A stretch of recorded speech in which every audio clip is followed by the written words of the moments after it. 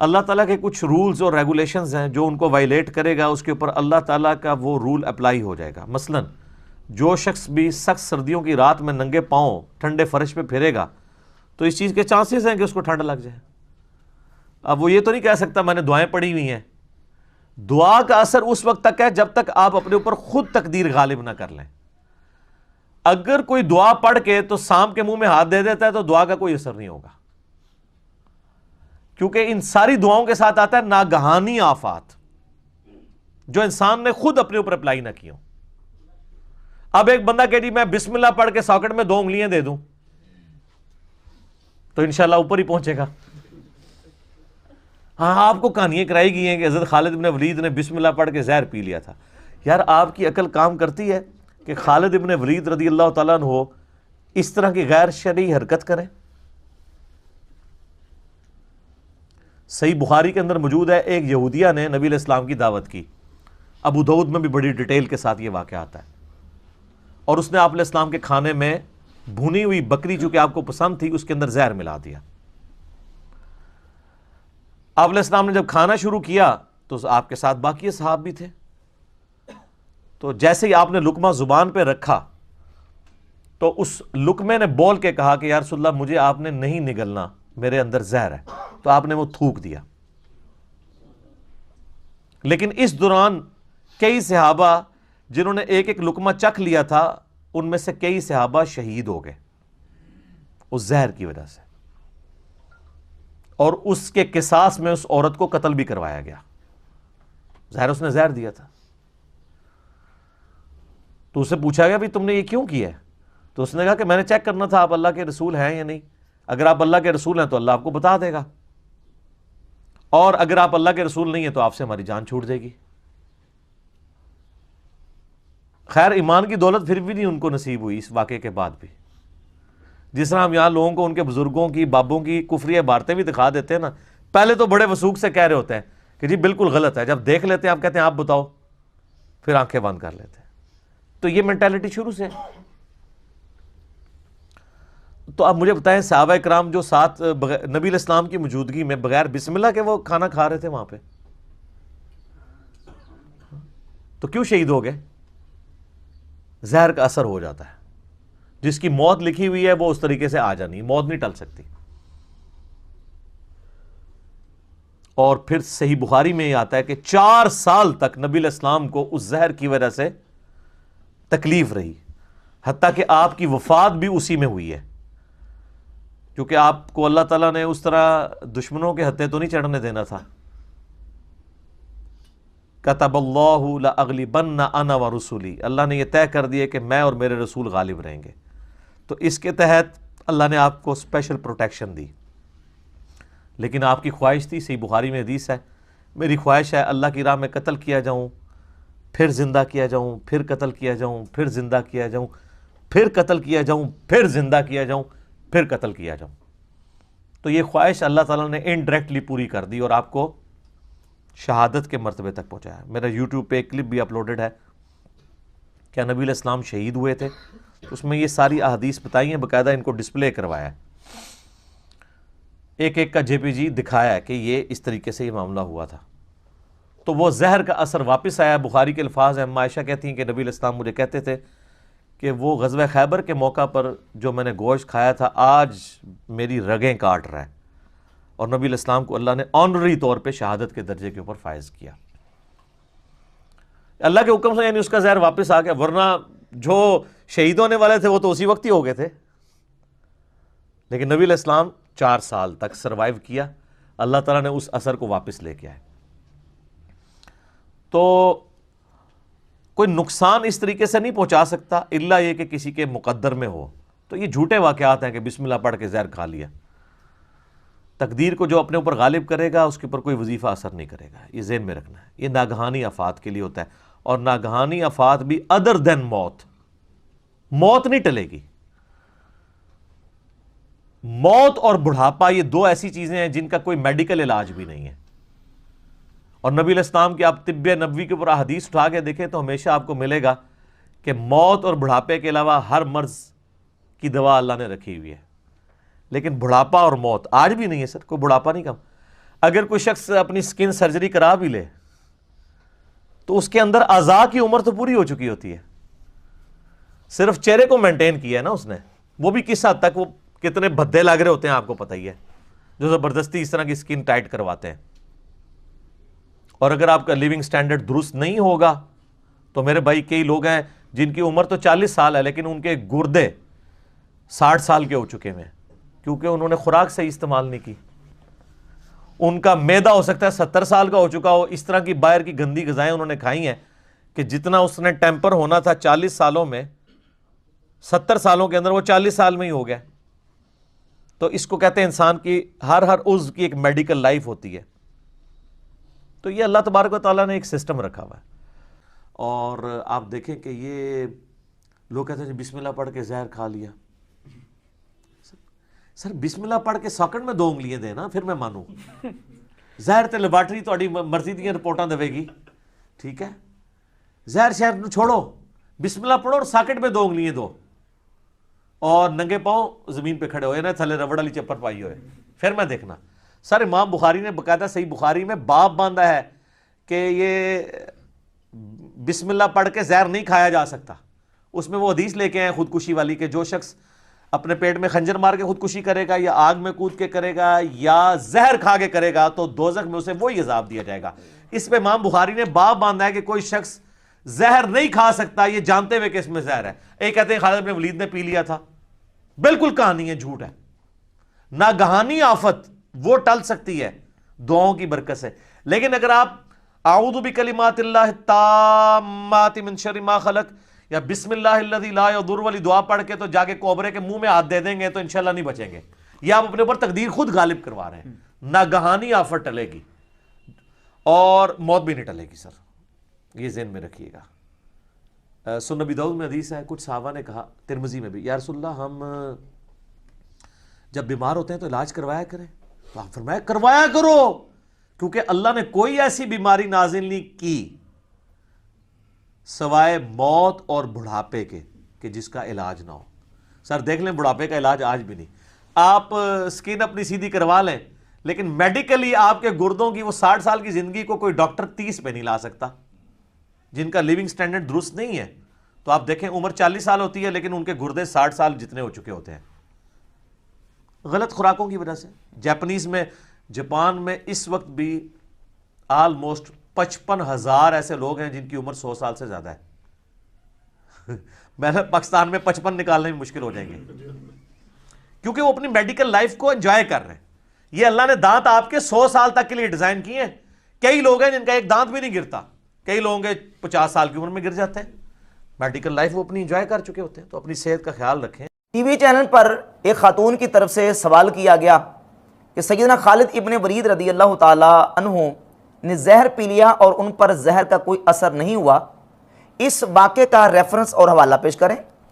اور دوسرا اس واقعے پر اشکال پیش کیا گیا کہ دیکھیں نبی صلی اللہ علیہ وآلہ وسلم کو زہر دیا گیا تو زہر کا اثر آپ علیہ الصلوۃ والسلام پر ہوا، اور خالد بن ولید نے زہر پیا تو ان پر زہر کا کوئی اثر نہیں ہوا. کیا خالد بن ولید کا رتبہ ہمارے آقا صلی اللہ علیہ وآلہ وسلم سے زیادہ ہے؟ یہ اشکال پیش کیا گیا. اس کا معقول طریقے سے جواب دیا گیا، صرف ریفرنس اور حوالہ وہاں کسی وجہ سے پیش نہیں کیا جا سکا. تو مرزا جلمی نے اس سوال اور جواب کے اوپر تبصرہ کیا اور تبصرہ کرتے ہوئے وہی اپنی جہالت کا ثبوت پیش کیا اور یہ دعویٰ کیا کہ یہ واقعہ کہیں بھی نہیں ملتا، کہیں بھی یہ واقعہ نہیں ملتا. اب دیکھ لیں کہ مرزا جرمی اپنے آپ کو علمی کتابی کہتا ہے اور علمی کتابی ہونے کا دعوے دار ہے. یقین جانیں کہ یہ واقعہ حدیث سیرت فضائل کی درجنوں کتابوں میں واقعہ موجود ہے اور سند بھی صحیح ہے. اس کی کئی سندوں کے ساتھ، یہ صحیح سند کے ساتھ واقعہ حدیث فضائل سیرت کی کتابوں میں موجود ہے کہ سیدنا خالد ابن ولید رضی اللہ تعالی عنہ نے ایک موقع پر زہر پیا اور اللہ رب العزت نے ان کو محفوظ فرمایا اور ان پر زہر کا کوئی اثر نہیں ہوا.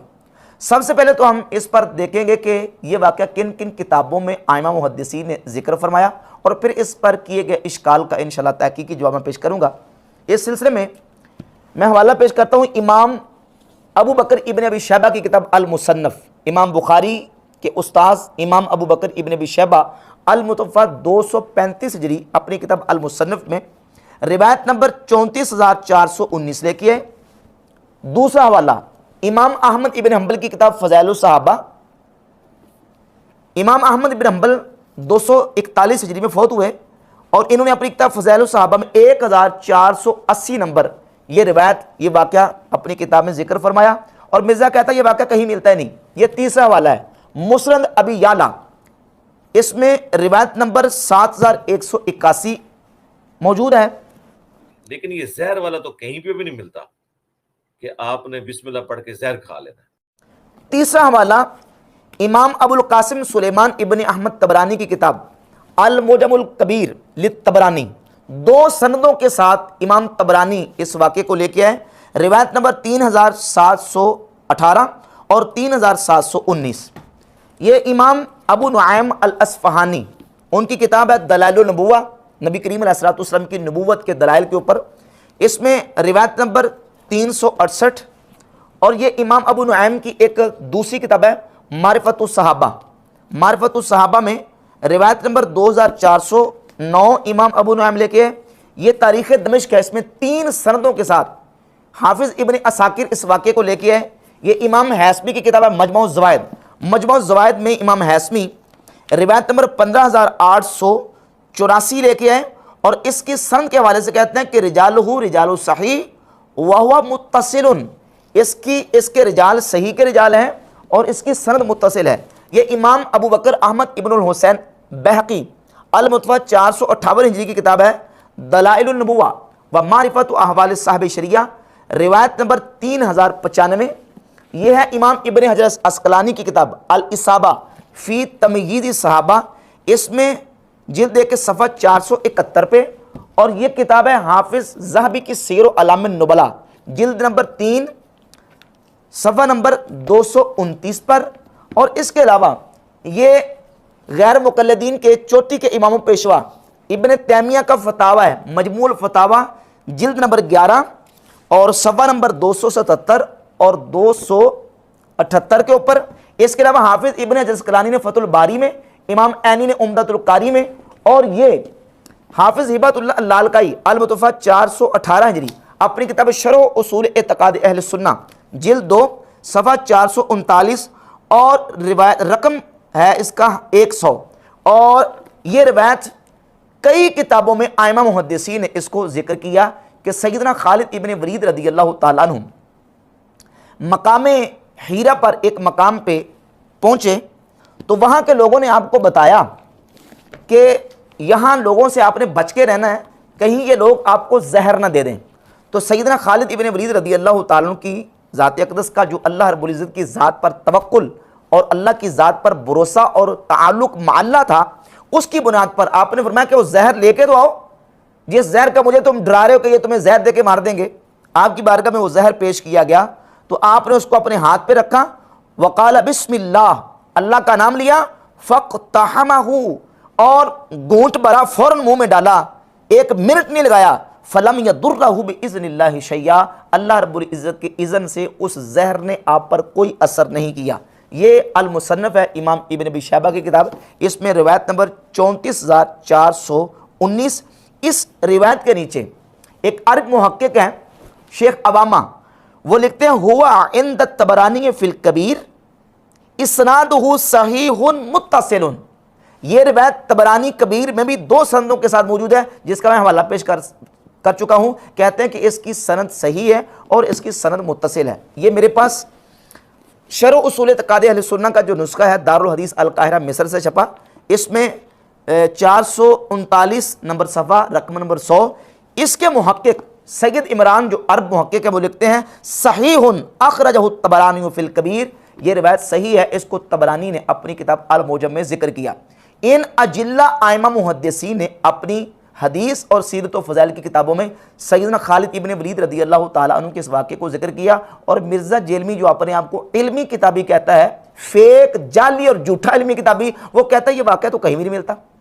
آپ خود اندازہ کر لیں کہ جو واقعہ ایک کتاب میں 2 کتابوں میں نہیں درجنوں کتابوں میں اجلہ محدثین کی کتابوں میں موجود ہے، وہ یہ مرزا کہتا ہے جی یہ تو کہیں نہیں ملتا، اور اپنا دعویٰ یہ کرتا ہے کہ میں ہوں مسلم علمی کتابی۔ کون سی کتابیں پڑھتے ہو اور کون سی کون سی کتابوں کے تم علمی ہونے کے دعوے دار ہو اور کتابی ہونے کے دعوے دار ہو.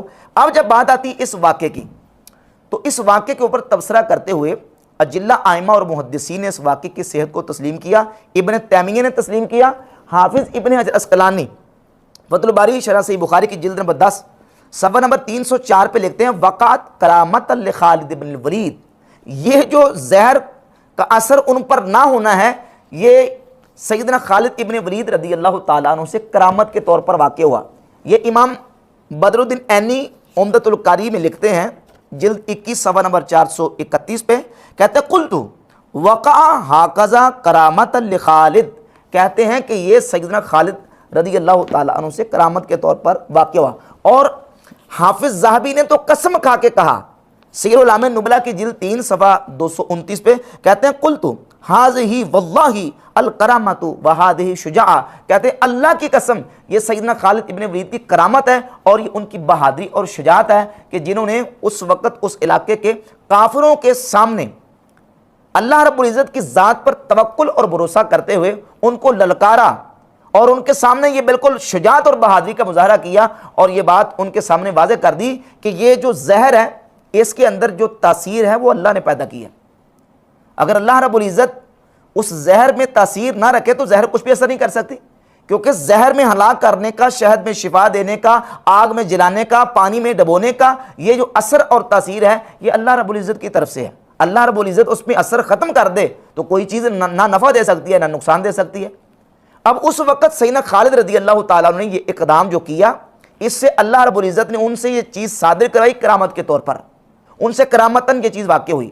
اس سے مسلمانوں کے دلوں کو تقویت ملی, مسلمانوں کا ایمان اور زیادہ قوی اور مضبوط ہوا اور کافروں کے دلوں میں مسلمانوں کا ایک رعب اور دبدبہ بیٹھ گیا کہ یہ لوگ تو وہ ہیں کہ جو موت کے حوالے سے ان کے دلوں میں ڈر ہی موجود نہیں ہے. تو اب ان کے کافروں کے دلوں میں رعب بیٹھا, مسلمانوں کا ایمان پختہ ہو گیا. تو کرامت کے طور پر اللہ رب العزت نے ان سے یہ چیز صادر فرمائی. اب اس پر اشکال یہ ہے کہ دیکھیں جی کہ نبی صلی اللہ علیہ وآلہ وسلم پر تو زہر کا اثر ہوا, حضرت خالد ابن ولید پر نہیں ہوا, تو کیا خالد ابن ولید کا رتبہ نبی علیہ الصلوۃ والسلام سے زیادہ ہے؟ نعوذ باللہ تعالیٰ. پہلی بات تو یہ ہے کہ نبی اور امتی کا کمپیریزن اور مقابلہ یا موازنہ کروانے کا کوئی مسلمان نعوذ باللہ سوچ بھی نہیں سکتا. امتی کو جو کچھ حاصل ہوتا ہے وہ نبی کے صدقے سے تو ملتا ہے, نبی کے وسیلے اور نبی کی برکت سے تو اس کو حاصل ہوتا ہے. جو چیز خود امتی کو نبی کے برکت اور وسیلے سے مل رہی ہے, یہاں یہ کیسے کہا جا سکتا ہے کہ نعوذ باللہ تعالیٰ امتی کا مرتبہ نعوذ باللہ کیا نبی سے زیادہ ہے؟ ولی کی کرامت ہوتی ہی اصل میں حقیقت میں نبی کا معجزہ ہے. اور اس پر میں 2 محدثین کے حوالہ جات پیش کروں گا. ایک تو حافظ ابن کثیر نے اپنی کتاب البدایہ والنہایہ کی جلد نمبر 6 صفحہ نمبر 169 پہ لکھا ہے کہ جہاں ولیوں کی کرامات کا ذکر کیا, کہتے ہیں وَهِيَ مَعْدُودَةٌ مِّنَ الْمُعْجِزَاتِ. ولیوں کی کرامات یہ نبی کے معجزات شمار ہوتے ہیں. لِأَنَّ كُلَّ مَا يَثْبُتُ لِوَلِيٍّ فَهُوَ مُعْجِزَةٌ لِنَبِيِّهِ. کیونکہ جو ولی سے ثابت ہوتا ہے وہ نبی کا معجزہ ہی تو ہوتا ہے. اور اسی طرح حافظ ابن کثیر البدایہ والنہایہ کی جلد 6 صفحہ نمبر 293 پہ لکھتے ہیں کہ فَهَذِهِ الْكَرَامَاتِ لِهَٰؤُلَاءِ الْأَوْلِيَاءِ. یہ کرامات اولیاء اللہ سے جو صادر ہوتی ہیں ہِیَ مُعْجِزَاتٌ لِرَسُولِ اللَّهِ صلی اللہ علیہ وآلہ وسلم, یہ رسول اللہ صلی اللہ علیہ وسلم کا معجزہ ہوتی ہیں جس طرح کہ پیچھے گزر چکا. لِأَنَّهُمْ اِنَّمَا نَالُوهَا بِبَرَكَةِ مُتَابَعَتِهِ.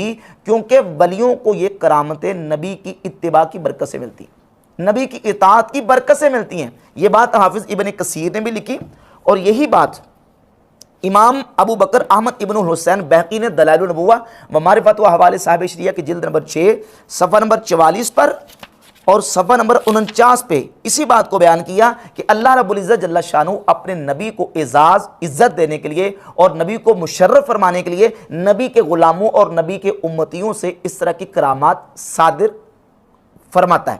اب نبی کے امتی سے جو کرامت صادر ہو رہی ہے وہ نبی کی برکت سے ہوئی اور در حقیقت وہ نبی کا معجزہ ہے. تو یہاں کمپیریزن اور مقابلہ کیسے کروایا جا سکتا ہے؟ اور یہ بھی بات یاد رہے کہ ایک چیز جو نبی کے امتی سے صادر ہوئی ہے ضروری نہیں ہے کہ اس کا نبی سے معجزتاً صدور بھی ثابت ہو. مثال کے طور پہ دیکھیں نبی پاک صلی اللہ علیہ وآلہ وسلم کی ذات اقدس کی سیرت طیبہ کو دیکھیں. آپ صلی اللہ علیہ وآلہ وسلم نے جنگ خندق کے موقع پر بو کی وجہ سے اپنے شکم اطہر پر پتھر باندھے. شیب ابی طالب میں جب آپ علیہ الصلوۃ والسلام کو مشرکین نے معصور کر دیا، اس موقع پر صحابہ کرام نے درختوں کے پتے اور گھاس کھا کے گزارا کیا. یعنی بھوک کا اور اس وقت یہ امتحان کا یہ عالم تھا. نہ وہاں آسمانوں سے دسترخواں اور مائدہ نازل ہوا، نہ وہاں حضرت مریم کی طرح بے موسم پھل آئے، اس کا کوئی ثبوت ہمارے پاس نہیں ہے. آپ علیہ الصلوۃ والسلام نے بو کی وجہ سے اپنے شکم اطہر پہ پتھر باندھے. یہ آپ علیہ الصلوۃ والسلام کی سیرت سے ہمیں ملتا ہے.